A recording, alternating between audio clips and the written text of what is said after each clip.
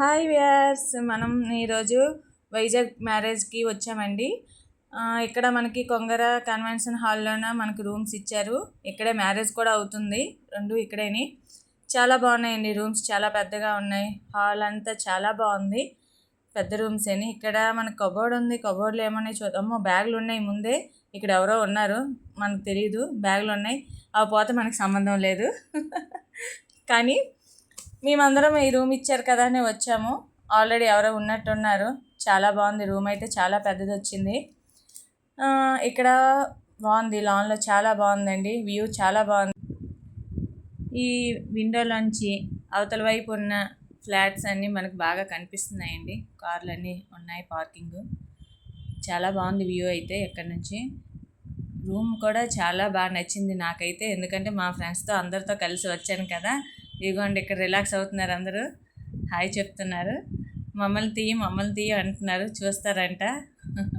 ఇలాగే మ్యారేజ్ కానీ వచ్చాము. అక్కడ నుంచి అమ్మవారి కోవిలకి ఎక్కడికైనా వెళ్దాం, ఈరోజు అమ్మవారి పుట్టినరోజు అని బయలుదేరాము. అందరం పాలు ప్యాకెట్లు అన్నీ తీసుకున్నాము అభిషేకం కోసము.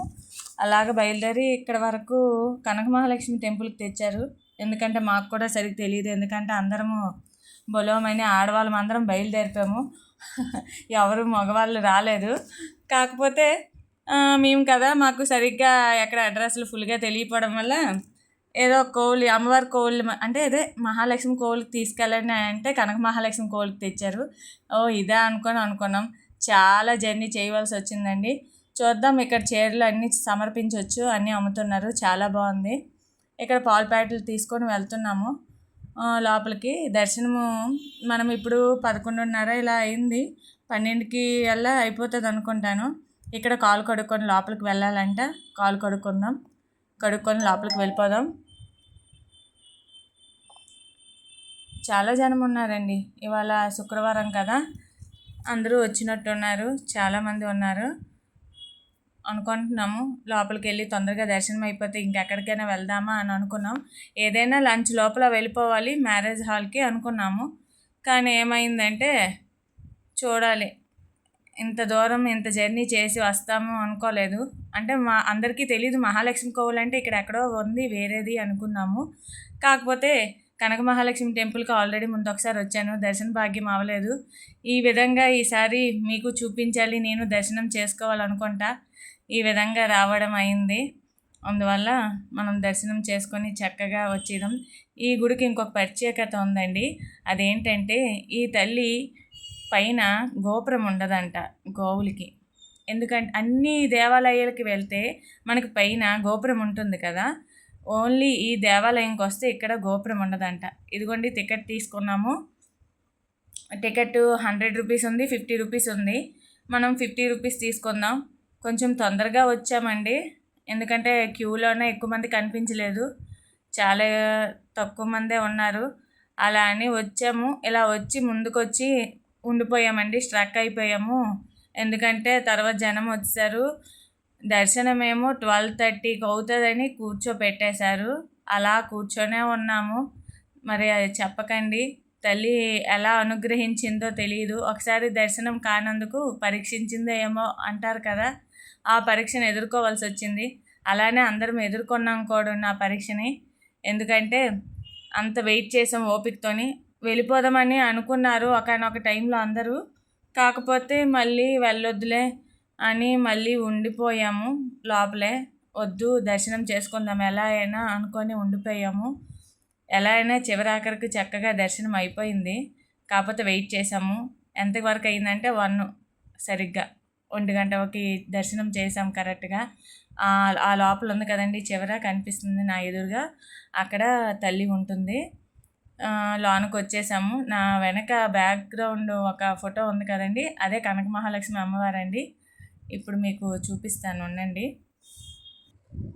వైజాగ్లో ఈ కోవిల్లో వెలిసిన అమ్మవారికి ఒక చెయ్యి అయితే ఉండదండి. దీనికి ఒక స్టోరీ కూడా ఉంది, చాలా ప్రత్యేకమైన స్టోరీ ఉంది.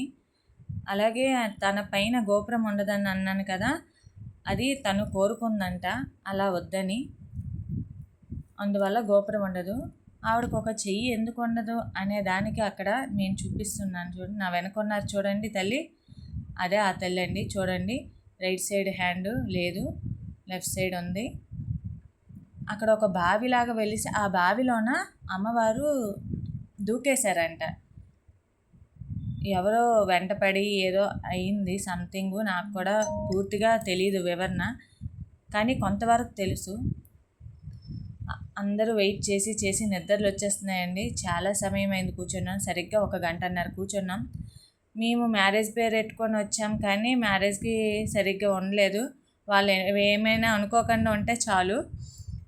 మేము వచ్చి చాలా సమయం అయింది కనుక లంచ్కైనా అందుతామో లేదో తెలియదు. దగ్గర దగ్గర 2 అయిపోతుంది. ఇక్కడ స్థల పురాణం కూడా ఉంది, రాసి ఉంచారు దీని గురించి.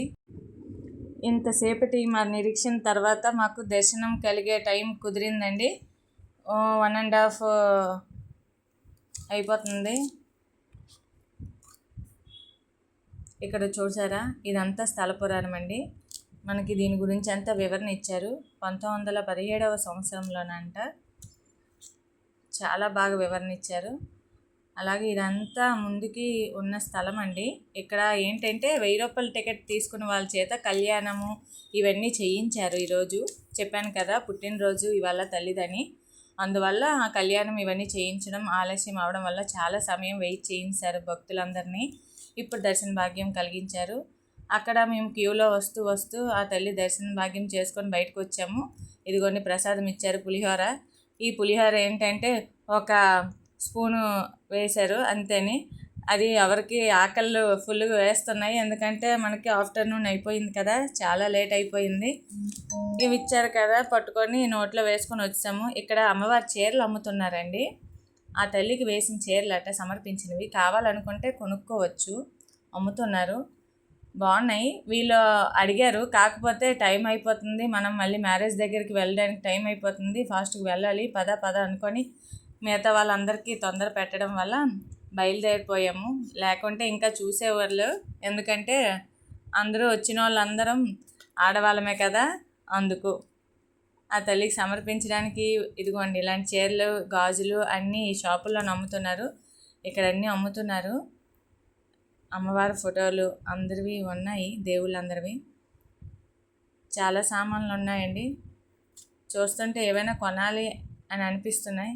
దేవుడి పూజా సామాగ్రికి సంబంధించిన చాలా వస్తువులు ఉన్నాయి ఇక్కడ. కావాలనుకుంటే మనం పట్టుకెళ్ళవచ్చు. ఎవరికి ఏమైనా కావాలనేవి తీసుకున్నారు. ఇదిగోండి అక్కడ నుంచి మ్యారేజ్కి వచ్చేసాము. 2 అయిపోయింది, 2:30 అయిపోయింది. ఏంటో మన గురించి అన్నీ ఉన్నాయో లేకపోతే అన్నీ సర్దేశారేమో. కొంచెం కానించేద్దాం, వెళ్ళిపోదాం అందరం. అదిగోండి తినడానికి కూర్చున్నాం, ఉన్నాయి, అందరూ ఉన్నారు, తింటున్నారు. పర్లేదు, మేము లేట్గా వచ్చాము, మాకేం ఉంటాయి లేవో. అందరు తినేసిన తర్వాత ప్లేట్లు చూడాలేమో అనుకున్నాము, కాకపోతే అవసరం లేదు, ప్లేట్లలోనే మనకు కూడా మిగిల్చారని వచ్చాము. ఉన్నాయన్నీ తినేసాము. చాలా బాగున్నాయి కూడా ఐటమ్స్. ఇదిగోండి మళ్ళీ రూమ్కి వెళ్ళిపోతున్నాం. దారిలో ఇదిగోండి ఈ మిర్రర్ ఉంది, మెట్లు ఎక్కుతుంటే చాలా బాగుంది కదా. ఒక ప్యారిస్ లాంటిది చూసాము, ప్యారిస్లోకి వచ్చినట్టే ఉంది అసలు, అలా పెట్టారు, చాలా బాగుంది. రూమ్కి వెళ్ళిపోతున్నాము ఇప్పుడు, ఎందుకంటే డ్రెస్ చేంజ్ చేసుకొని మళ్ళీ రిటర్న్ అయిపోవాలి కదా, వెళ్ళిపోవాలి మళ్ళీ మన ఊరు.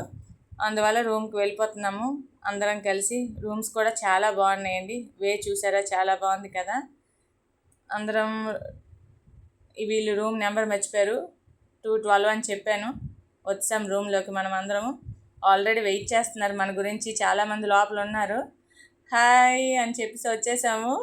కాకపోతే వాళ్ళు వెంటనే డోర్ క్లోజ్ చేసి అంటున్నారు, ఎందుకంటే మనం వెళ్ళిపోయే సమయం అయింది, బాయ్, అందుకే.